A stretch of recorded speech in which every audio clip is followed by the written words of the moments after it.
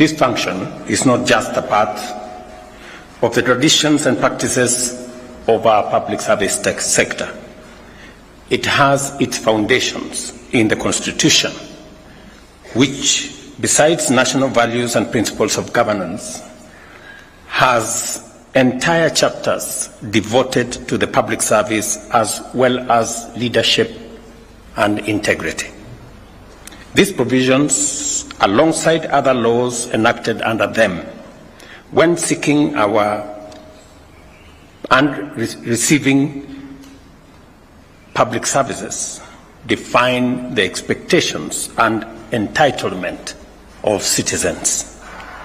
For us, they also set the standard we must uphold at all times in our performance, individually and also collectively.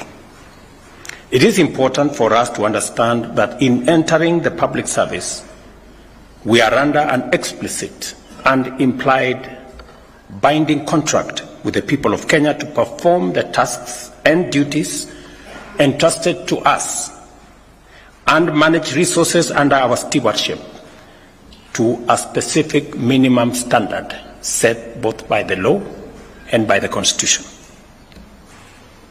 It is therefore always a good strategy to establish the document and clear terms and conditions to which we and the citizens of Kenya can make reference in evaluating whether we are doing our jobs as is required of us and providing meaningful value to the people of Kenya.